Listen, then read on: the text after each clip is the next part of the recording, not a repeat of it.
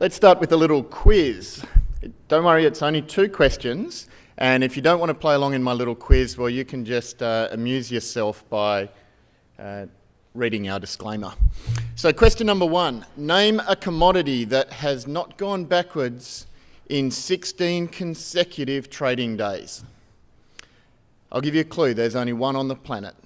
And I think if you just guessed uranium, you'll probably do pretty well in question number 2. Do you think I'm excited? Uranium is in an exceptionally unusual place. We have a remarkable asymmetrical risk-return model that is unfolding right today. A couple of points on Bannerman. You're looking there at our demonstration plant at the Atango Uranium Project in Namibia. Massive project, £271 million. Our capital structure is there. The key points are, as we stand today, we've got a market cap of only $50 million. That compares with more than $80 million that we've spent just drilling and engineering and feasibility on our project. So we haven't even passed go yet. We've got a cash balance of more than $7.5 million. What that means is that we can see this cycle out. We've got enough money to take our advanced project all the way through to financing and construction. So we don't need to go back to the market until we're ready to finance and construct the Atango mine. For a $50 million company, you can see we've got a remarkable register, 34% institutional holdings. And I think that that is a testament to the quality of our project and our company. And a good, strong board, as you'd expect. Now let's turn to uranium. The uranium macro has been really quite complicated over the last couple of years, but just in the last few months, it has simplified and become a very neat, easy to follow macro that is unfolding as we speak today. What we've had is a decade of surpluses that have worn down the uranium price since Fukushima. But now that has finally produced the supply disruption that has dislodged a very stubborn spot price over the last couple of years. And that's produced a shifting sentiment. And I'll come on to talk about why that is so important for demand. We're seeing financial players come into the market. They are moving the market, and I'll talk a little bit more about that. And whilst that is happening, we've got a geopolitical situation in the US which has frozen the buyers of uranium so they can't react. And what that's doing is while demand continues to build, we are left with a situation that is going to produce extreme volatility in this sector. So if you're wondering if I'm excited, there's a little bit more to share with you yet. That's what a deficit that lasts, that's what a surplus that lasts for an entire decade looks like. And there we have the expected deficit that we expect to see this year.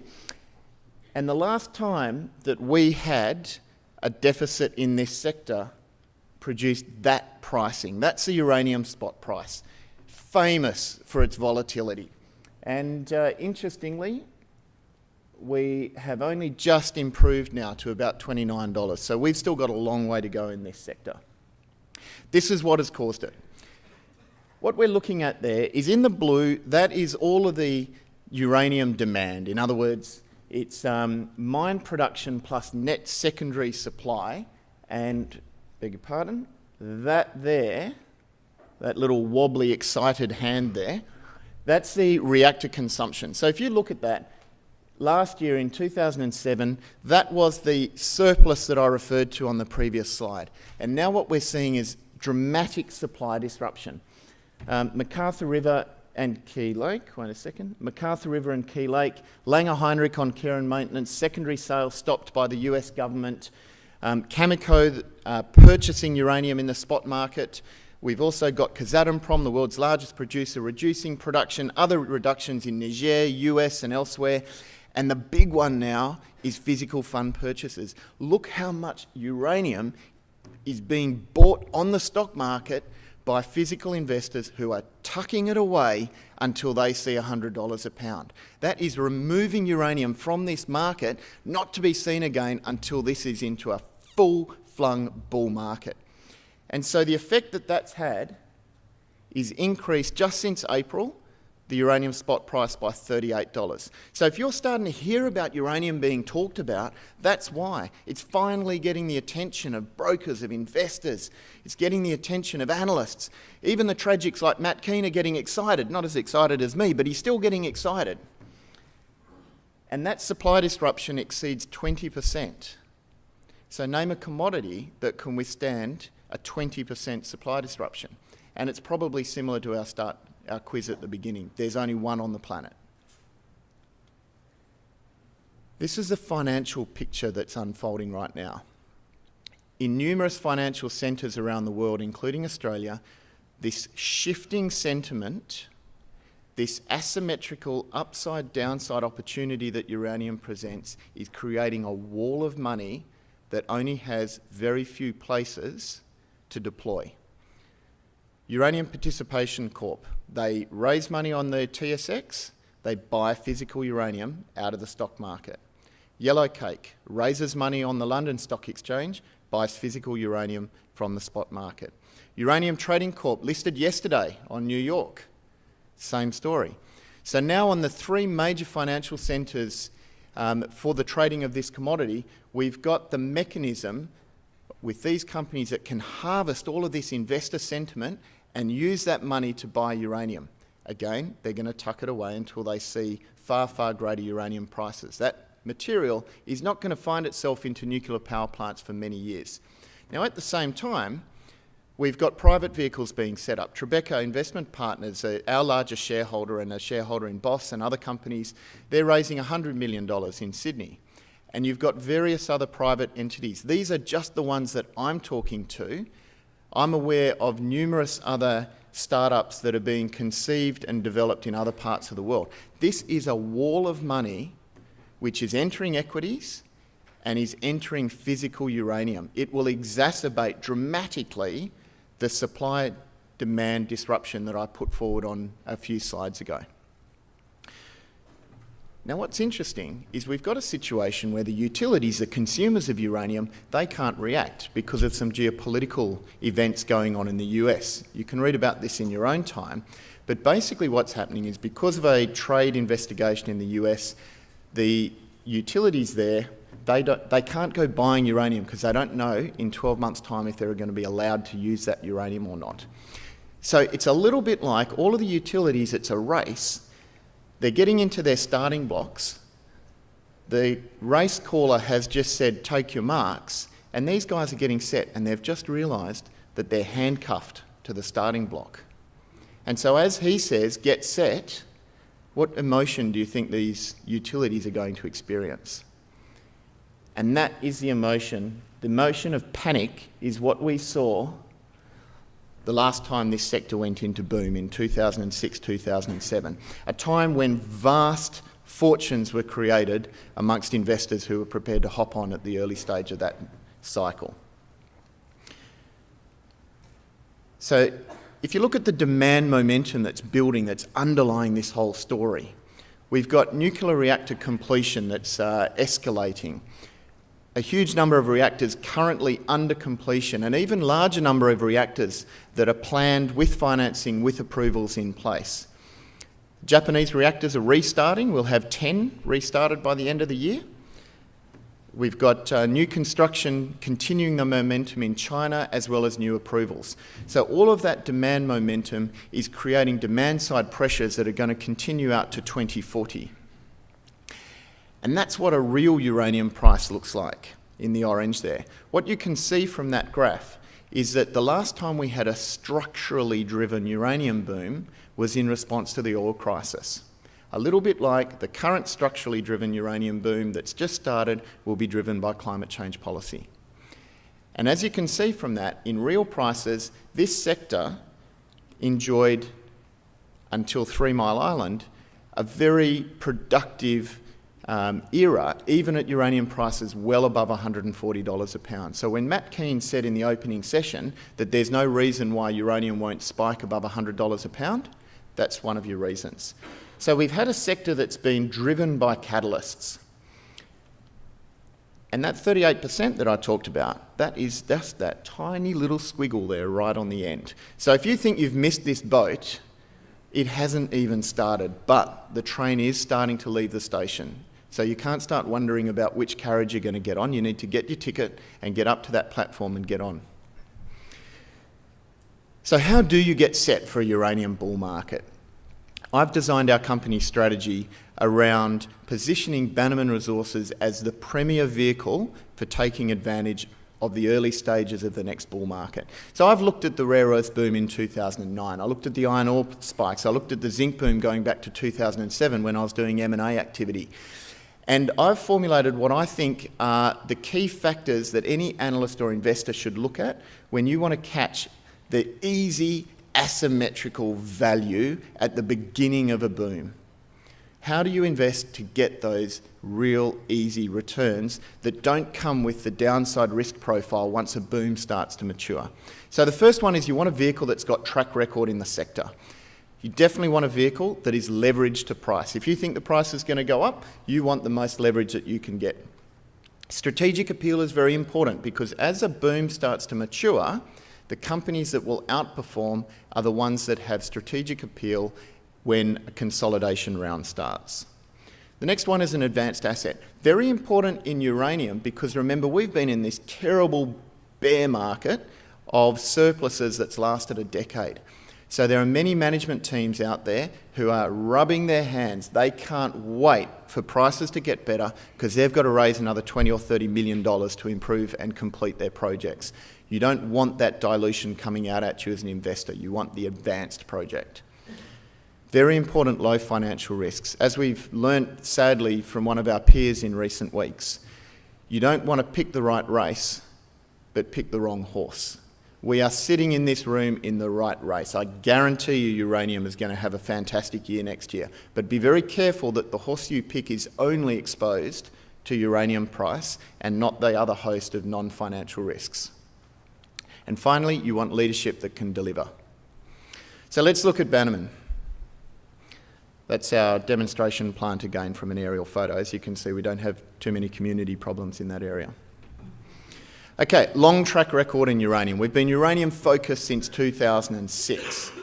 We've got tremendous credibility within this sector.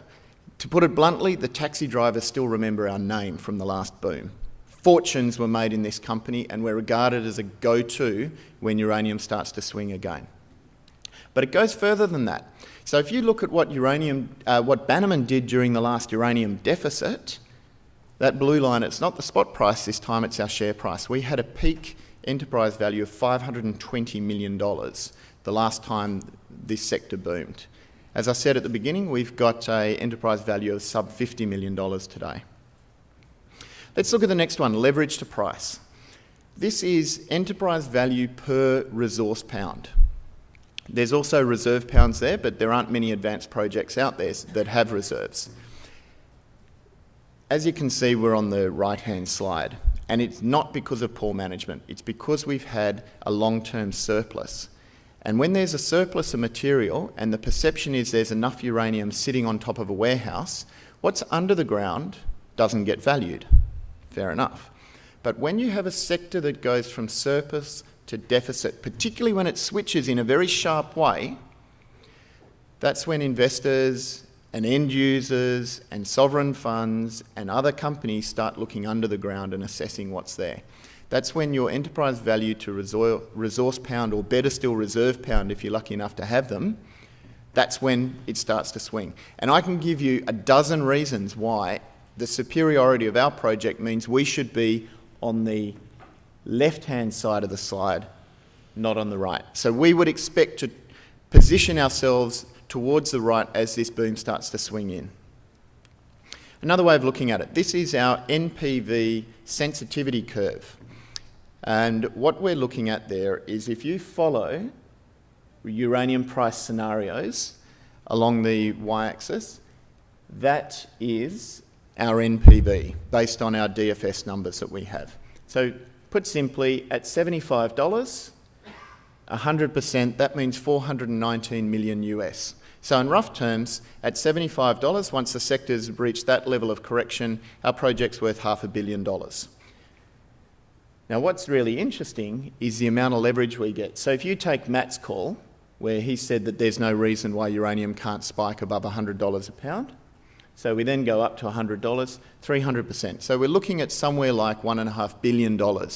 And don't forget that our current market capitalisation is sitting there, $50 million. That gives us sector-leading valuation leverage to the uranium price cycle. That is why we've got 34% of our register as institutional holders when we're a sub-$50 million company.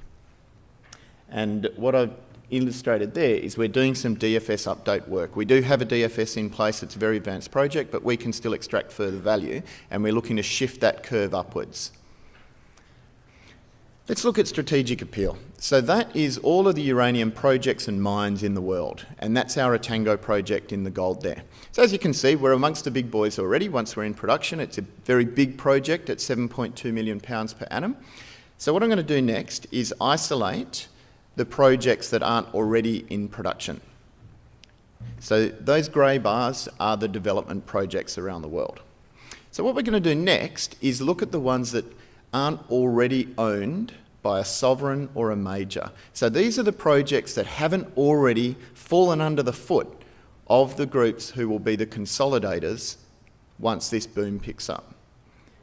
And there's very few of them, as you can see. Now, what's interesting about the nuclear power sector is the sovereigns play a very big role, and they don't invest in mining projects every day of the week. In fact, it's very rare. But when they spend $100 billion building a nuclear power project, once uranium becomes quite sparse, they're going to want to buy projects. But they're going to want to buy projects that have a DFS because they aren't into guesswork and they don't understand early stage exploration. So if we then take this range of projects and isolate the ones that have got a DFS, you can see the shopping list is extremely limited around the world.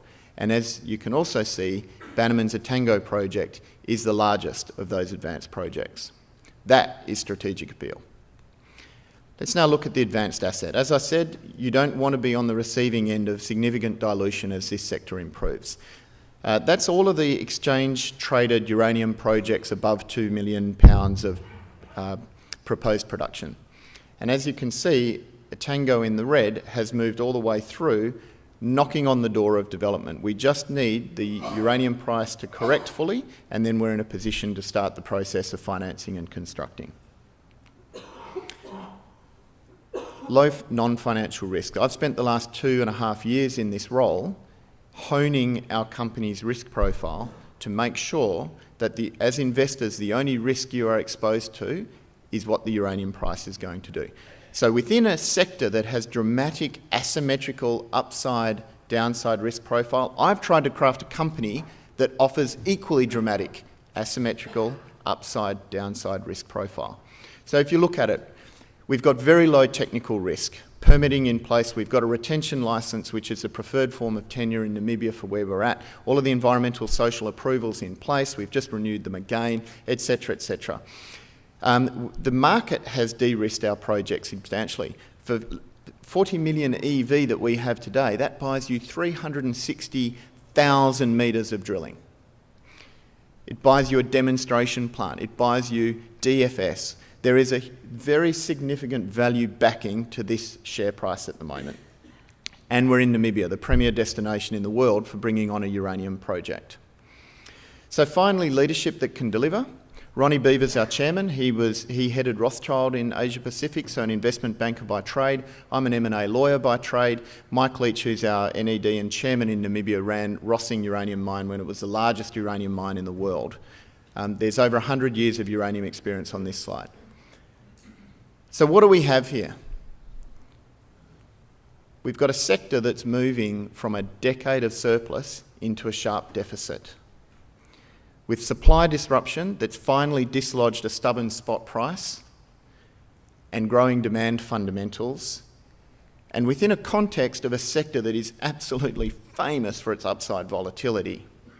So the end result is today we are seeing sentiment shifting, and Bannerman is perfectly positioned as the investment vehicle for that. We've got the track record, we've got the leverage to price, we've got the strategic appeal. It's an advanced asset with low non-financial risks and a leadership team that will certainly deliver.